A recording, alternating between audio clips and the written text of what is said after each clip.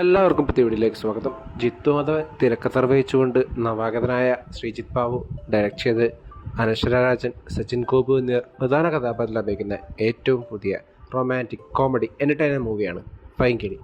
ആവേശം എന്ന ഒറ്റ മൂവി കൊണ്ട് നമുക്കെല്ലാവർക്കും പ്രിയപ്പെട്ട അമ്പാനെ സമ്മാനിച്ച അത് ജിത്തു മാധവൻ സച്ചിൻ ഗോപുവിനെ നായകനാക്കിക്കൊണ്ട് ഒരു തിരക്കഥ നിർവഹിക്കുന്നതെന്നുകൊണ്ടും തൊട്ടെല്ലാം പൊന്നാക്കുന്ന അനശ്വര രാജൻ ഈ സിനിമയുടെ ഭാഗമാവുന്നതെന്നുകൊണ്ടും മോശമില്ലാത്തൊരു ഹൈപ്പ് ഈ സിനിമയ്ക്ക് ഉണ്ടായിരുന്നു. അതുമാത്രമല്ല സിനിമയുടെ വന്നിട്ടുള്ള പ്രൊമോഷണൽ മെറ്റീരിയൽസ് ആയ സോങ്സിനെല്ലാം നല്ല രീതിയിലുള്ളൊരു ഹൈപ്പും സിനിമയ്ക്ക് വേണ്ടി നൽകാൻ സാധിച്ചിട്ടുണ്ടായിരുന്നു.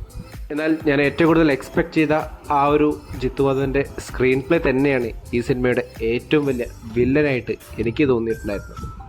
നാട്ടിലെല്ലാവരും ജില്ല ജോലിയുമായി ജീവിച്ചു പോകുന്ന സച്ചിൻ ഗോപു ചെയ്യുന്ന സുജിത് കുമാർ എന്ന ക്യാരക്ടറും അതോടൊപ്പം തന്നെ റോഷൻ ഷാനവാസ് ചെയ്യുന്ന പാച്ചൻ എന്ന ക്യാരക്ടറും ഒരു അത്യാവശ്യത്തിന് വേണ്ടിയിട്ട് കോയമ്പത്തൂരിലേക്ക് പോവുകയും അവിടെ വെച്ച് നടക്കുന്ന ഒരു ഇൻസിഡൻറ്റ് മൂലം സുജിത് കുമാറിൻ്റെ ലൈഫ് മാറി മറിയുന്നതുമാണ് സിനിമയുടെ ബേസിക് സ്റ്റോറി ലൈനായിട്ട് വരുന്നത്. അതോടൊപ്പം അനശ്വര രാജൻ ചെയ്യുന്ന ക്യാരക്ടർ കുറച്ച് വിയേർഡായിട്ട് തൻ്റെ വീട്ടിൽ നിന്ന് ഓരോ തവണ ഒളിച്ചോടുന്നതും അതിന് പിന്നിലെ കാരണങ്ങളും അന്വേഷിക്കലും പിന്നീട് അങ്ങോട്ട് ഈ രണ്ട് ക്യാരക്ടേഴ്സിനെയും എങ്ങനെ ഒരു സ്ഥലത്ത് കണക്ട് ചെയ്യിക്കുന്നു അതിനുശേഷം നടക്കുന്ന കാര്യങ്ങളുമാണ് സിനിമയിലൂടെ ജിത്തു മാധവൻ പറയാൻ ശ്രമിച്ചിട്ടുണ്ടായിരുന്നത്. ഡെലിബറേറ്റ്ലി ക്രിഞ്ചും ഓവർ ദ ടോപ്പും അതോടൊപ്പം തന്നെ കാരിക്കേച്ചറിസ്റ്റുമായ ക്യാരക്ടേഴ്സിനെ ജിത്തു മാധവന് മോശമല്ലാത്ത രീതിയിൽ തന്നെ സൃഷ്ടിക്കാൻ സാധിച്ചിട്ടുണ്ടെങ്കിൽ പോലും അവർക്കിടയിൽ ഒരു ഇമോഷണൽ കണക്ഷൻ ഉണ്ടാക്കിയെടുക്കാൻ സാധിക്കാതെ പോയത് തന്നെയാണ് ഈ സിനിമയുടെ ഏറ്റവും വലിയ പോരായ്മയായി എനിക്ക് തോന്നിയിട്ടുണ്ടായിരുന്നത്. എസ്പെഷ്യലി അനശ്വര രാജൻ ചെയ്ത ഷീബ ബേബി എന്ന ക്യാരക്ടർ എന്തുകൊണ്ടാണ് വീണ്ടും വീണ്ടും വീട് വിട്ടിറങ്ങുന്നതെന്ന് കാണിക്കുന്ന ഒരു മോട്ടീവാണെങ്കിൽ പോലും ഒട്ടും ക്ലാരിഫൈഡ് ആയിട്ടോ അല്ലെങ്കിൽ കൺവിൻസിങ് ആയിട്ടോ സിനിമയിലുടനീളം പറയാൻ ശ്രമിച്ചിട്ടുണ്ടായിരുന്നില്ല. അതുകൊണ്ട് തന്നെ ഒരു പോയിന്റിലുണ്ടാകുന്ന ഒരു ഇമോഷണൽ ഔട്ട് ബേസ്റ്റ് പോലും ഒട്ടും ഇമ്പാക്റ്റ് ഉണ്ടാക്കാൻ സാധിക്കാതെ പോയ പോലെയാണ് എനിക്ക് തോന്നിയിട്ടുണ്ടായിരുന്നത്. അതോടൊപ്പം തന്നെ സച്ചിൻ ഗോപു ചെയ്ത സുജിത് കുമാർ എന്ന ക്യാരക്ടറിൻ്റെ ഒരു മെൻ്റൽ പ്രഷർ ആണെങ്കിൽ പോലും നാട്ടുകാരുടെ അടുത്ത് നിന്ന് കിട്ടുന്ന ഒരു അറ്റൻഷൻ്റെ ഡിഫറൻഷിയേഷൻ ആണെങ്കിൽ പോലും ഒട്ടും ഇമ്പാക്റ്റ്ഫുള്ളായി എനിക്ക് തോന്നിയിട്ടായിരുന്നില്ല.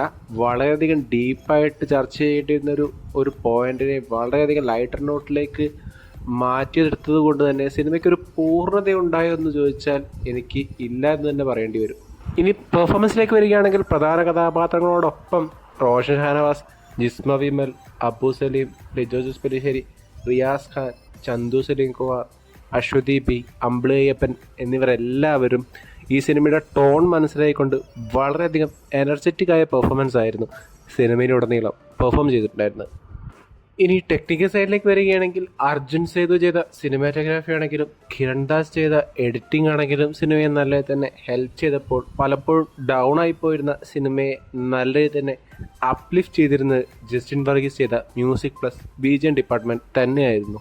അവസാനമായി എനിക്ക് തോന്നിയിട്ടുള്ളൊരു പോയിന്റ് എന്താണെന്ന് വെച്ചാൽ നല്ലൊരു കോമഡി എൻ്റർടൈനർ ഉണ്ടാക്കാൻ നോക്കി ഒരു ഇമോഷണൽ കണക്ഷൻ ഉണ്ടാക്കാൻ സാധിക്കാതെ പോയ, അതോടൊപ്പം തന്നെ സിനിമയുടെ ജോണർ എങ്ങനെ ഷിഫ്റ്റ് ചെയ്യണമെന്ന് മനസ്സിലാക്കാതെ പോയ ഒരു ഫെയിൽഡ് അറ്റംപ്റ്റ് ആയിട്ടാണ് പൈങ്കിളി എനിക്ക് തോന്നിയിട്ടുണ്ടായിരുന്നത്.